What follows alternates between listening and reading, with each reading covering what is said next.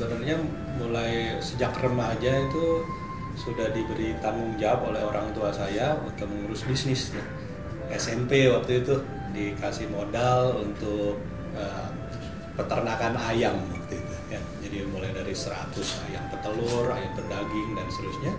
Kemudian waktu SMA diberikan modal untuk mengurus taksi.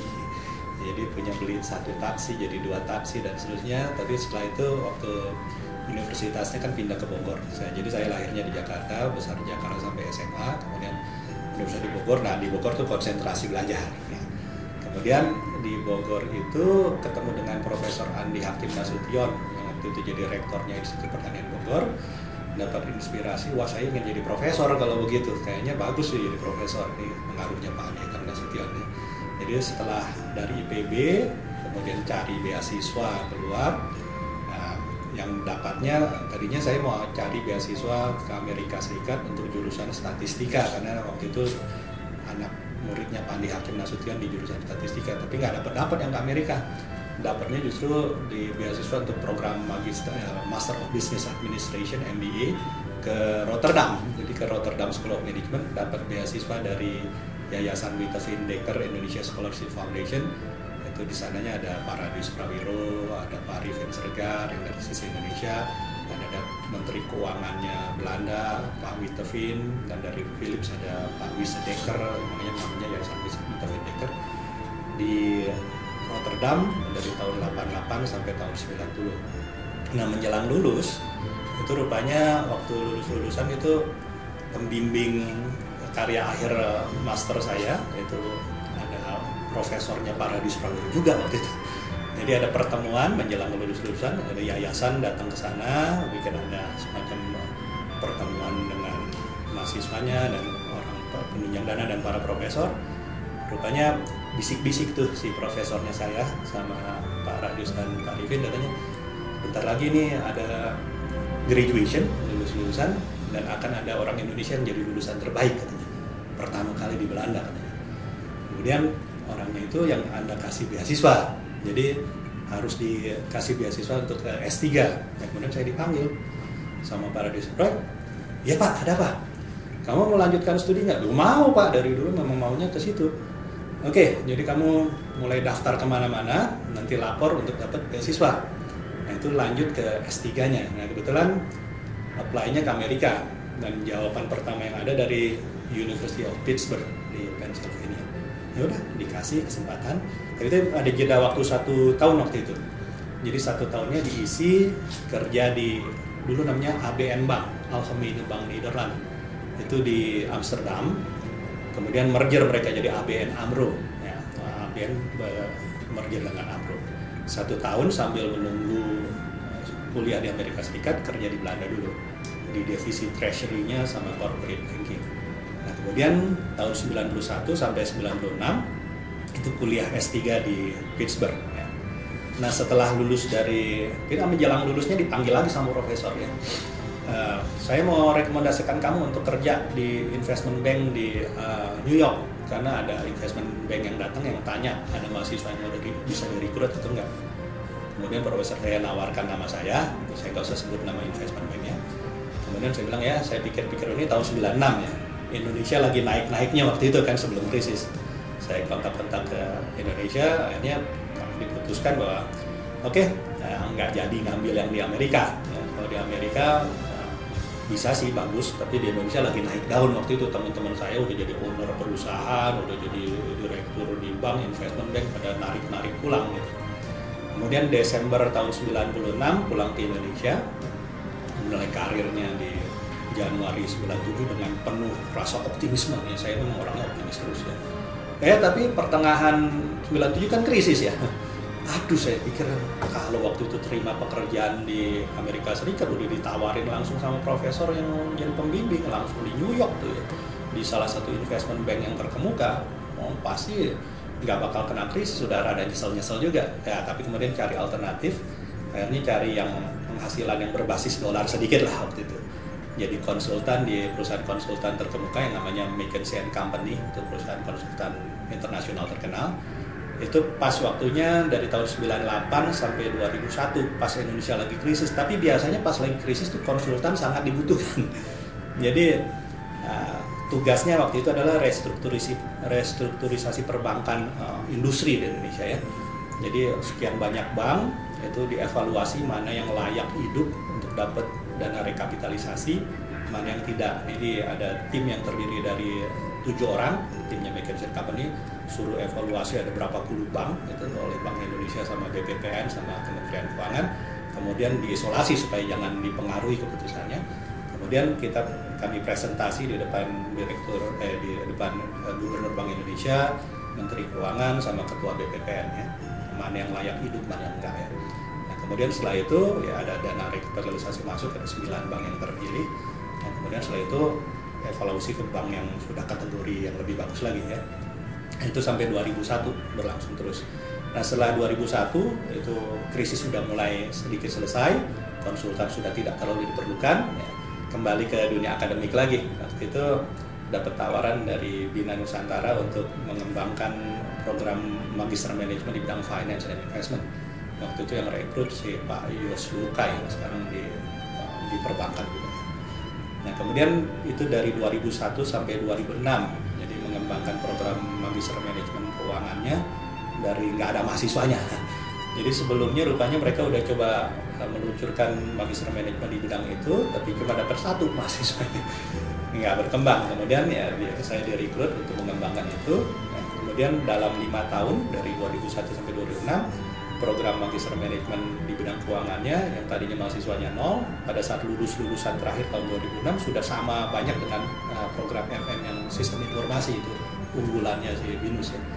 Kemudian selesai 5 tahun 2006, saya diminta oleh Pak Ciputra untuk mengembangkan Universitas Ciputra di Surabaya ya. Jadi itu ada jadi konsultan akademiknya untuk kurikulum Universitas Ciputra, berdirilah di sana kira-kira 2 tahun lah gitu, 2006 sampai berapa 2008 kurang sedikit. Dan di tengah jalan diminta bantu oleh teman saya Profesor Yohanes Surya, dulu sama-sama tahun 94 mendirikan Yayasan Tim Olimpiade Fisika waktu masih di Amerika, waktu masih mahasiswa doktor. Nah, kemudian itu diminta untuk membantu mendirikan universitas baru namanya Universitas Multimedia Nusantara UMN. Itu miliknya Kompas Gramedia ya, tahun 2007-an kira-kira. Nah, kemudian karena belum punya dekan Fakultas Ekonomi, diminta untuk jadi dekan Fakultas Ekonominya sementara, tapi saya bilang sementara aja ya 2 tahun ya, oke 2 tahun. Nah, in the meantime juga ditarik oleh Bank Niaga untuk jadi komisaris independennya dan ketua Komite Pemantau Risiko tahun 2005 sampai 2007 ya, kira-kira seperti itu. Nah, kemudian setelah selesai dari Multimedia Nusantara, diminta oleh Pak Jonathan Parapat dan Pak James Riyadi, karena mereka lagi butuh untuk dekan Fakultas Ekonominya UPH ya. Waktu itu namanya masih Fakultas Ekonomi, terus dia berubah jadi Business School. Jadi saya masuk, saya ganti namanya jadi Business School supaya lebih mencerminkan isinya ya. Itu jadi dari tahun 2008 sampai 2010 oh ya, juga di samping dekan Fakultas Ekonomi juga diminta jadi direktur program pasca sarjana yang waktu itu ada di Selipi. Salah satu program saya pindah gedung, waktu di Selipi rada kumuh gedungnya, akhirnya pindah ke Plaza Semanggi. Itu 2 tahun jadi. Nah, di tahun 2010 saya didekati oleh tim seleksinya untuk direktur Bursa Berjangka Jakarta. Itu terdiri dari beberapa orang. Saya ditelepon, didatangin, tanya berminat nggak jadi ikut seleksi board of directornya Bursa Berjangka Jakarta. Oh ya, in the meantime sejarahnya dengan Bursa Berjangka Jakarta tahun 99 waktu mau didirikan, itu saya ikut membantu mendirikannya juga sebenarnya PT Bursa Berjangka Jakarta dengan training banyak orang untuk siap jadi pelaku bisnis di Bursa Berjangka ya. Itu tahun 99. Kemudian in the meantime juga tahun 2000 sekian jadi konsultannya PT Bursa Berjangka Jakarta untuk membuat planning ke depannya ya, long run strategic planning ke depan, dan juga diminta bantuan oleh Bapepti untuk buat prosedurnya sistem perdagangan alternatif SPA ya, itu sekitar tahun 2006 lah waktu itu ya. Karena di Bursa Berjangka Jakarta ada ya transaksi multilateral dan ada transaksi SPA, sistem perdagangan alternatif.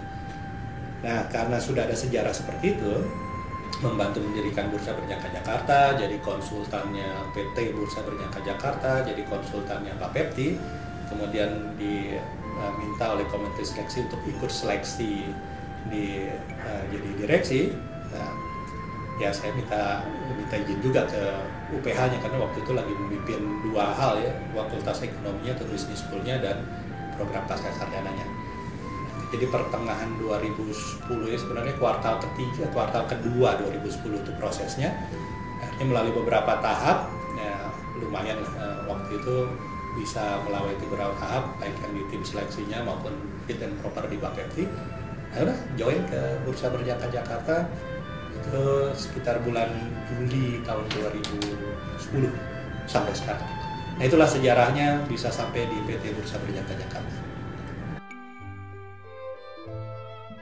Di dalam proses karir saya selain jadi akademisi, saya itu mendirikan beberapa perusahaan, mulai perusahaan yang di bidang konsultan, nah, kita jadi konsultan sampai jadi konsultannya Bursa Berjangka Jakarta dan Bapepti, maupun yang sektor real. Sektor real itu ada jadi perusahaan di bidang pupuk, ya, kemudian perusahaan di bidang mobile technology, ya, PT Mobi Indonesia ya. Karena saya yakin bahwa pengalaman nyata di lapangan itu berguna pada saat saya menjadi seorang akademisi untuk melengkapi mengajarnya. Jadi jangan bukan katanya begini, tapi sudah mengalami benar-benar.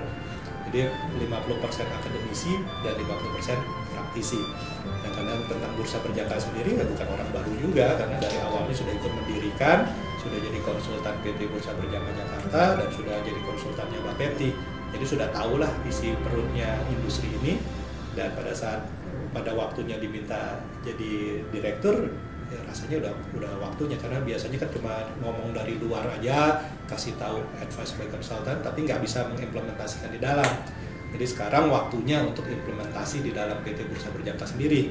Karena selama ini kok nggak maju-maju, artinya transaksinya begini kemudian turun lagi yang multilateral, gimana supaya maju? Nah, udah banyak ide yang biasanya cuma ngomong di luar, sekarang jadi dari dalam jadi punya wewenang untuk mengimplementasikannya. Jadi kami Board of Director sudah berembuk, nah, visi misinya kalau dengan deskripsi ya susah diingat. Jadi kami buat ringkasannya lebih gampang. Kita sebut dengan PRIME, P-R-I-M-E. Itu singkatan. P-nya itu kita bicara tentang price discovery. Jadi bursa ini harus menjadi tempat supply ketemu demand, harga terbentuk, nah itulah price discovery. Jadi kalau orang tanya dari mana harga itu, dari bursa. Dan harga yang terbentuk itu bisa digunakan sebagai R, tadi PR adalah referensi harga. Harga acuan. Jadi kalau orang lagi mau bikin kontrak apa, jadi harganya mengacu pada harga Bursa Berjangka Jakarta. Nah itu R. Nah karena itu kita harus membuat produk-produk yang inovatif dan diminati. Nggak bukan dari kita bikin kemudian lempar. Jadi harus berdasarkan kemauan pasar dan kemauan pasar. Kemudian fungsi Bursa Berjangka Jakarta ini salah satunya digunakan untuk tempat manajemen risiko, M-nya tuh, manajemen risiko. Nah kalau itu semua terlaksana, kita harapkan marketnya ini, pasarnya Bursa Berjangka Jakarta menjadi bursa yang E. E-nya adalah efisien, efektif, wajar, transparan, dan teratur. Itu gampang diingat, P-R-I-M-E. Prime artinya kan unggul. Ya. Jadi mulai dari P-nya price discovery, R-nya referensi harga, I-nya inovatif dan diminati, kemudian M-nya manajemen risiko, E-nya adalah efisien, efektif, wajar, transparan, dan teratur. Itu prime-nya. Nah untuk mencapai prime-nya, tentu ada strateginya ya. Kita punya singkatannya lagi, namanya prestasi, P-R-E-S-T-A-S-I ya. P-nya itu singkat dari product development, harus produknya dikembangkan benar. Ya. Kemudian R-nya adalah relationship improvement. Jadi kita merangkul semua stakeholder untuk sama-sama menggalang kekuatan untuk mendorong kemajuan bersama. E dan S adalah edukasi dan sosialisasi. Karena salah satu tantangan kita adalah karena banyak orang yang nggak tahu apa itu Bursa Berjangka. Ya. Bagaimana mereka mau berpartisipasi kalau dia nggak kenal ya. Jadi edukasi dan sosialisasi. T-nya adalah technology enhancement. Salah satu tulang punggung dari bursa adalah teknologi. Karena dulu kan masih pakai teriak-teriak open outcry. Tapi sekarang kan udah serba teknologi, virtual. Karena itu perlu ditingkatkan teknologinya. Nah kemudian ASI, A-nya adalah accountability. Jadi di PT Bursa Berjangka Jakarta sendiri, kapalnya nih harus dibangun dengan baik, yaitu good governance di atas, good corporate governance, tata kelola perusahaan yang baik. Kemudian S-nya adalah sistem organisasi dan manajemen, ke bawahnya harus diatur dengan baik. Kemudian terakhir ada I, I-nya adalah integrity of the market. Pasarnya harus bisa dipercaya, integritasnya harus tinggi. Jadi kami harus membangun integritas di pasar. Caranya gimana?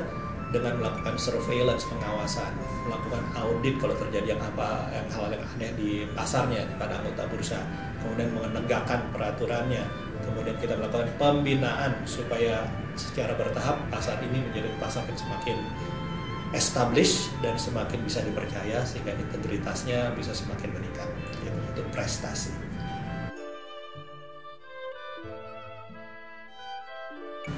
Iya, ini sebenarnya bagian dari jangka panjangnya nih, saya mau ngapain sih dengan kehidupan ini. Harus ada kontribusinya dong, kontribusi nyata yang di bidang yang saya kuasai ya.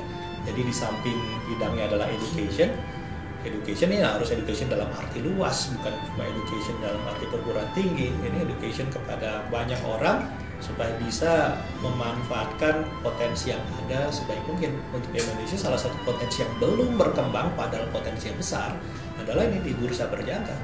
Kita punya potensi yang segunung tapi kita baru manfaatkan sedikit. Itu jadi itulah salah satu motivasi saya untuk bisa merealisasikan nih potensi yang segunung ini dimulai dari ini, dan kami yakin kami mampu melaksanakannya karena modalnya ada, modal dalam berbagai hal ya, dan juga opportunity-nya besar. Karena itu kombinasinya akan menyebabkan nggak harus bisa. Jadi dengan demikian ya dengan kita merangkul. Nah ini salah satu yang penting juga dari pemerintah nih, harus menunjang, karena tanpa dukungan pemerintah ini akan berjalannya akan tersendat-sendat. Padahal opportunity-nya besar, pasar Indonesia besar, potensinya besar. Ya tantangannya supaya kita di dalamnya mengaturnya untuk saling mendukung, jangan saling menjegal. Itu yang bahayanya ya. Jadi diaturlah kompetisi antar bursanya supaya fair ya. Kemudian diaturlah supaya tidak terjadi kanibalisasi satu dengan yang lain. Toh potensi masih besar, kenapa mesti makan satu dengan yang lain? Kembangkan di tempat lain, jangan cuma menggali atau memancing di kolam ikan atau berburu di kebun binatang kan begitu. Karena kita nanti kompetisinya bukan di domestik, di internasional. Jadi kalau kita kompak di dalamnya, kita berfokus kepada masing-masing bidang yang sudah digarap tanpa terjadi kanibalisasi, dan kita bisa kerjasama untuk sosialisasi edukasi ke dalam maupun keluar. Nah ini kompetisi dengan negara-negara yang lain, kami yakin kami bisa menang ya, kita bisa memenangkannya. Salah satunya adalah Profesor Andika Nasution ya. Nah itu yang menyebabkan saya kepingin jadi profesor ya. Akhirnya terrealisasi jadi profesornya tahun 2005. Jadi untunglah bisa jadi profesornya, memang jadi bagian dari planning ke depannya ya. Kemudian kalau yang lain-lainnya ada Pak Radius Pramilo yang sedang memberikan beasiswa waktu di Belanda maupun di Amerika Serikat, Pak Radius Pramilo dan kawan-kawan ya. Dan juga ya tokoh-tokoh dunia lah yang sering saya baca ini kan, baca biodatanya dari Mother Teresa dan lain-lainnya, untuk inspirasi bahwa kita harus membangun nilai tambah. Jadi yang namanya kehidupan ini harus punya signifikansi, jangan cuma sekedar sukses. Mungkin kalau cuma sukses saja kita berguna bagi diri kita sendiri, that's fine, tapi nggak cukup. Kita harus berguna bagi diri kita sendiri dan juga bagi banyak orang. Yaitu signifikan membawa nilai tambah baik bagi diri sendiri maupun bagi banyak orang. Ini saya senang dengan kalimat ini, saya kurang tahu di sumbernya dari mana. Ada yang bilang Mother Teresa, ada yang lain. Itu tanya, daripada menutupi kegelapan lebih baik menyalakan lilin ya. Jadi kita jangan banyak ngomel tapi nggak kasih solusi. Boleh kita kritik, tapi kemudian kritik untuk tujuan membangun, bukan untuk tujuan menjatuhkan. Jadi tujuannya adalah untuk menyalakan lilin di tempat yang gelap, kita membawa terang gitu ya. Itu bagus sekali, daripada menutupi kegelapan lebih baik kita menyalakan lilin. Boleh kritik, tapi kritik yang membangun, memberikan solusi, bukan tujuan untuk menjatuhkan.